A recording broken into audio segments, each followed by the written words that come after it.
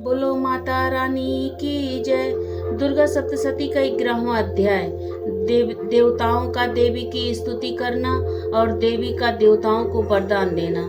महर्षि मेधा कहते हैं, दैत्य के मारे जाने पर इंद्रादि देवता अग्नि को आगे करके कात्यायनी देवी की स्तुति करने लगे।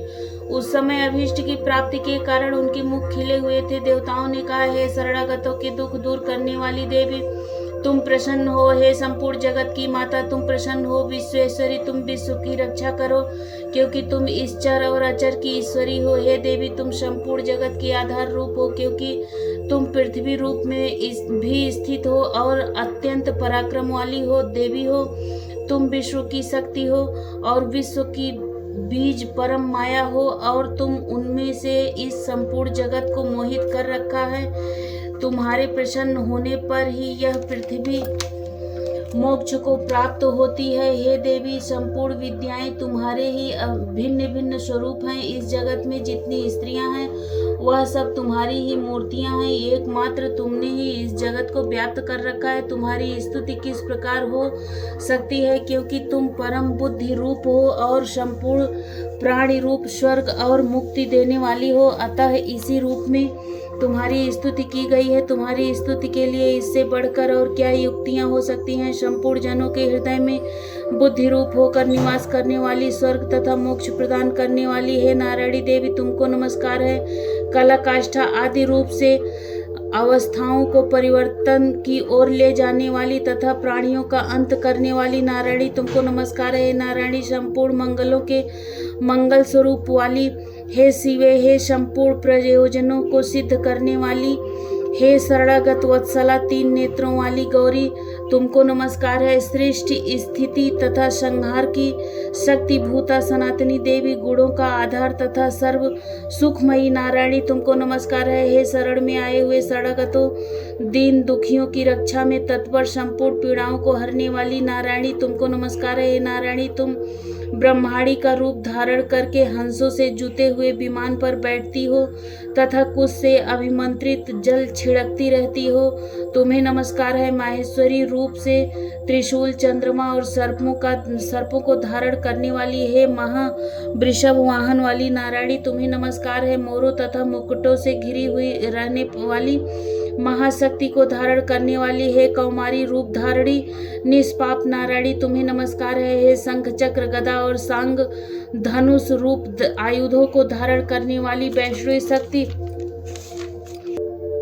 रूपा नारायणी, हम पर प्रसन्न हो, तुम्हें नमस्कार है। हे दांतों पर पृथ्वी धारण करने वाली बराह रूपणी कल्याणमयी नारायणी, तुम्हें नमस्कार है। हे उग्र नृसिंह रूप से दैत्यों को मारने वाली, त्रिभुवन की रक्षा में संलग्न रहने वाली नारायणी, तुम्हें नमस्कार है। हे मस्तक पर किरीट और हाथ में महावज्र धारण करने वाली, सहस्र नेत्रों के कारण उज्ज्वल वीरतासुर के प्राण हरने वाली ऐन्द्री शक्ति, हे नारायणी, तुम्हें नमस्कार है। शिवदूती स्वरूप से दैत्यों के महामद को नष्ट करने वाली, हे घोर रूप वाली, हे महा शब्द वाली, हे नारायणी, तुम्हें नमस्कार है। दाढ़ों के कारण विकराल मुख वाली, मुंडमाला से भूषित मुंड मर्दनी चामुंडा रूपा नारायणी, तुम्हें नमस्कार है। हे लक्ष्मी, लज्जा, महाविद्या, श्रद्धा, पुष्टि, स्वधा, ध्रुवा, महारात्रि तथा महाविद्या नारायणी, तुमको नमस्कार है। हे मेधा सरस्वती,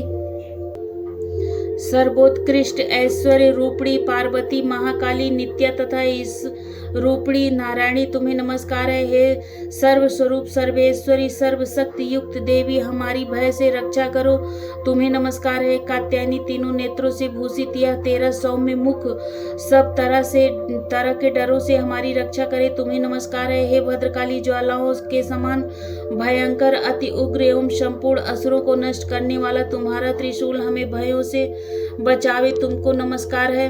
हे देवी, जो आपने शब्द से इस जगत को पूरित करके दैत्यों के तेज को नष्ट करता है, वह आपका घंटा इस प्रकार हमारी रक्षा करे जैसे कि माता अपने पुत्रों की रक्षा करती है। हे चंडिके, असुरों के रक्त और चर्बी से चर्चित जो आपकी तलवार है वह हमारा मंगल करे, हम तुमको नमस्कार करते हैं। हे देवी, तुम जब प्रसन्न होती हो तो संपूर्ण रोगों को नष्ट कर देती हो और जब रुष्ट हो जाती हो तो संपूर्ण वांछित कामनाओं को नष्ट कर देती हो। और जो मनुष्य तुम्हारी शरण में जाते हैं उन पर कभी विपत्ति नहीं आती, बल्कि तुम्हारी शरण में गए हुए मनुष्य दूसरों को आश्रय देने योग्य हो जाते हैं। अनेक रूपों से बहुत प्रकार की मूर्तियों को धारण करके इन धर्मद्रोही असुरों का तुमने संहार किया है। वह तुम्हें सिवा और तुम्हारे सिवा कौन कर सकता था। चतुर्दश विद्याएं, खड्ग, शास्त्र और चारों वेद तुम्हारे ही प्रकाश से प्रकाशित है। उनमें तुम्हारा ही वर्णन है। और जहाँ राक्षस, विषैले, सर्प, शत्रुगण हैं, वहाँ और मनुष्य के बीच में भी तुम साथ रहकर इस विश्व की रक्षा करती हो। हे विश्वेश्वरी, तुम विश्व का पालन करने वाली विश्व रूपा हो, इसलिए संपूर्ण विश्व को धारण करती हो। इसीलिए ब्रह्मा, विष्णु, महेश की भी वंदनीय हो। जो भक्ति पूर्वक तुमको नमस्कार करते हैं वह विश्व को आश्रय देने वाले बन जाते हैं। हे देवी, तुम प्रसन्न हो और असुरों को मारकर जिस प्रकार हमारी रक्षा की है, ऐसे ही हमारे शत्रुओं से सदा हमारी रक्षा करती रहो। संपूर्ण जगत के पाप नष्ट कर दो और पापों तथा उनके फल स्वरूप देने वाली महामारी आदि बड़े बड़े उपद्रवों को शीघ्र ही दूर कर दो। विश्व की पीड़ा को हरने वाली देवी, शरण में पड़े हुओं पर प्रसन्न हो। त्रिलोक निवासियों की पूजनीय परमेश्वरी, हम लोगों को वरदान दो। देवी ने कहा, हे देवताओं, मैं तुमको वर देने के लिए तैयार हूँ। आपकी जैसी इच्छा हो वैसा वर मांग लो, मैं तुमको दूंगी। देवताओं ने कहा, हे सर्वेश्वरी, त्रिलोकी के निवासियों की समस्त पीड़ाओं को तुम इसी प्रकार हरती रहो और हमारे शत्रुओं को इसी प्रकार नष्ट करती रहो। देवी ने कहा, वैवस्तर मनवंतर के 28वें युग में 2 और महान असुर शुंभ और निशुंभ उत्पन्न होंगे। उस समय मैं नंद गोप के घर में यशोदा के गर्भ से उत्पन्न होकर विंध्याचल पर्वत पर शुंभ और निशुंभ का संहार करूंगी। फिर अत्यंत भयंकर रूप से पृथ्वी पर अवतीर्ण होकर मैं वैप्रचित नामक दानवों का नाश करूंगी। उन भयंकर महाअसुरों का भक्षण करते समय मेरे दांत अनार के पुष्प के समान लाल होंगे। इसके पश्चात स्वर्ग में देवता और पृथ्वी पर मनुष्य मेरी स्तुति करते हुए मुझे रक्तदंतिका कहेंगे। फिर जब 100 वर्षों तक वर्षा न होगी तो मैं ऋषियों के स्तुति करने पर आयोनिज नाम से प्रकट होंगी और अपने 100 नेत्रों से ऋषियों की ओर देखूंगी। तब मनुष्य शताक्षी नाम से मेरा कीर्तन करेंगे।